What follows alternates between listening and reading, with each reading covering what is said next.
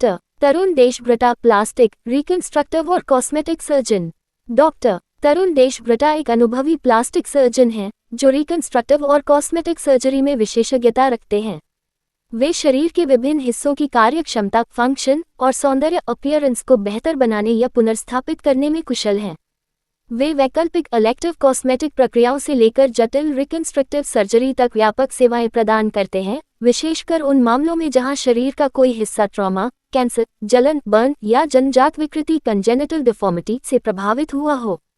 Microscope विशेषज्ञता, areas of expertise, microsurgery, free tissue transfer द्वारा पुनर्निर्माण, सेवर्ड लिम्ब रीअटैचमेंट, कटी हुई अंगों का पुनः जोड़ना, कॉस्मेटिक और एस्थेटिक प्रोसीजर्स, चेहरे और शरीर की सौंदर्य वृद्धि।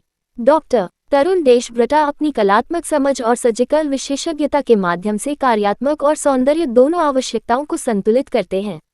उनका लक्ष्य है मरीजों की जीवन गुणवत्ता में सुधार और सर्वोत्तम परिणाम सुनिश्चित करना।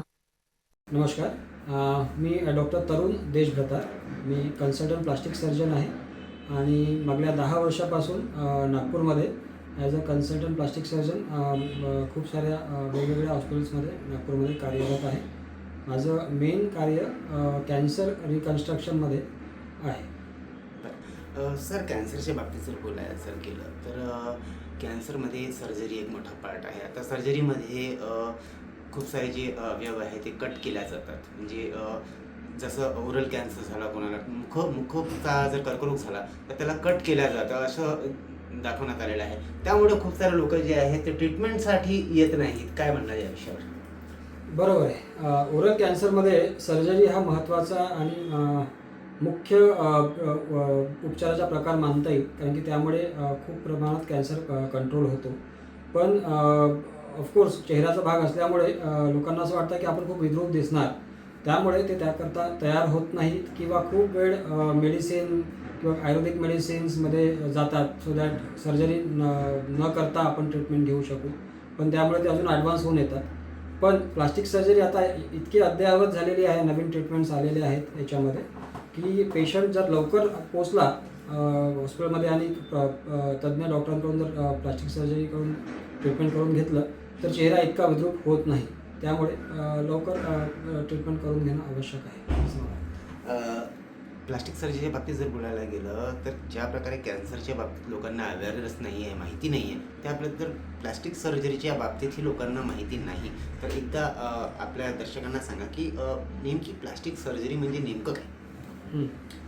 प्लास्टिक सर्जन म्हणजे मी पण जसं लहान असताना असं वाटायचं की प्लास्टिक सर्जन म्हणजे खूप मोठे डॉक्टर्स असतात आणि एकदम चेहरा बिलकुल चेंज करून टाकतात किंवा सौंदर्याच्या बाबतीत काम करतात, पण अशा प्रकारचं नाही आहे। प्लास्टिक सर्जरीमध्ये खूप साऱ्या बाबी आहेत।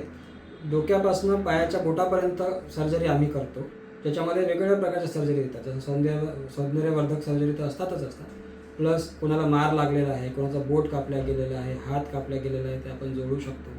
कॅन्सरमध्ये काही भाग शरीराचा भाग काढून घेतात, तर त्याला परत फंक्शनल बनवण्याकरता आपण काही गोष्टी करून दुसऱ्या जागेचा मास्क लावून नवीन अवयव तयार करायचा प्रयत्न करतो, जसं चेहऱ्यामध्ये करतो, हातामध्ये पण करतो, पायामध्ये पण करतो।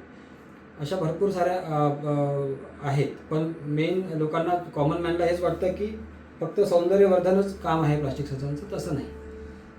प्लास्टिक सर्जरी यात खूप साऱ्या लोकांचं प्लास्टिक हा जो वर्ड यूज केलेला आहे, यात पूर्ण सर्जरीमध्ये कुठे प्लास्टिकचा यूज होतो का?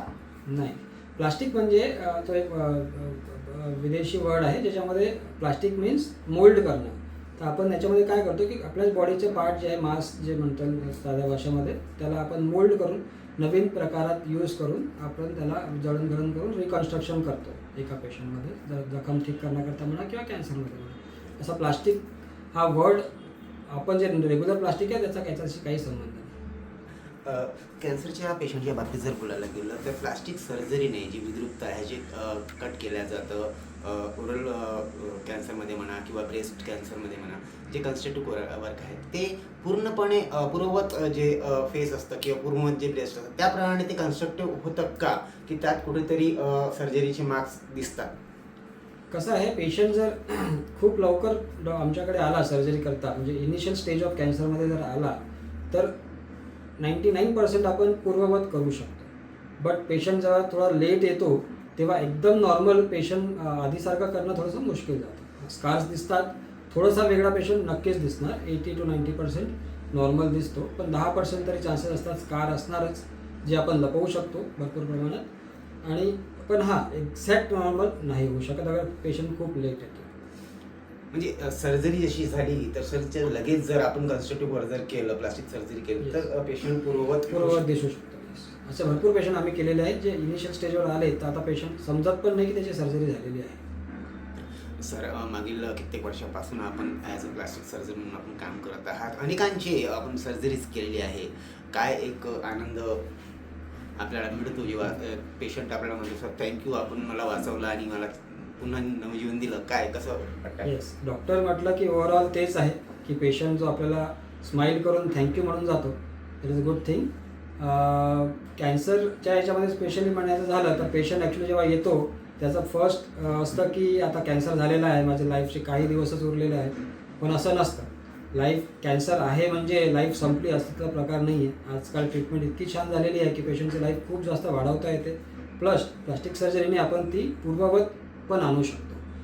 चेहऱ्याचा भाग असो, स्तनांचा भाग असो की कुठलाही भाग असो, आपण त्याला नॉर्मलाइज करण्याचा प्रयत्न करू शकतो आणि पेशंट पूर्ववत लाईफ आणखी भरपूर वर्ष जगू शकतो. पण हां, आपण त्याला पेशंटनी लवकर स्वतःकडे लक्ष देऊन लवकर यायला पाहिजे.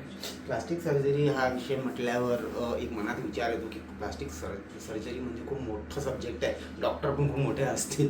तर आपण नेमकं म्हणजे प्लास्टिक सर्जरी हा विभाग का बरं निवडला, काय नेमकी कारणे काय? प्लास्टिक सर्जरी असं म्हणता येईल की खूप व्यापक एक ब्रँच आहे. त्याच्यामध्ये खूप सारे माझा पण फर्स्ट ऑप्शन मोस्टली नाही म्हणता येणार की प्लास्टिक सर्जरीच मला करायचं होतं. पण जेव्हा मी प्लास्टिक सर्जरी जॉईन केलं आणि कॅन्सरमधलं प्लास्टिक सर्जरीचं काम बघितलं तेव्हा मला याच्यामध्ये इंटरेस्ट आणखी बळावला आणि मी तेच काम जास्त करत आहे.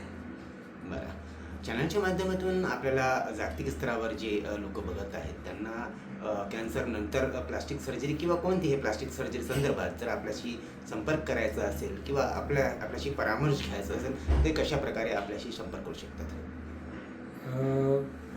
माझ्या फोन नंबरवर कॉन्टॅक्ट करता येईल किंवा ऑनलाईन पण माझं मीडिया पेज अवेलेबल आहे, इवन ऑन गुगल. आणि चेरिश क्लिनिक हे माझं पर्सनल क्लिनिक आहे, याच्यामध्ये भेटता येईल. मग इवन माझा एक स्वतःचा आता सेटअप येत आहे जे दिघोरी साईडला एक ब्लू स्काय मल्टीस्पेशालिटी हॉस्पिटलच्या नावाने लवकरच कार्यरत होणार आहे. आपल्या क्लिनिकचं नाव काय सांगितलं? Cherish clinic. चेरिश क्लिनिक हे उदयनगरला आहे, मानेवाड्याचं. हा जो एंडिंगचा आहे ना, हे आपण थोडंसं पुन्हा परत यायचं. हां, माझा कॉन्टॅक्ट नंबर आपण नंबर सांगू द्या.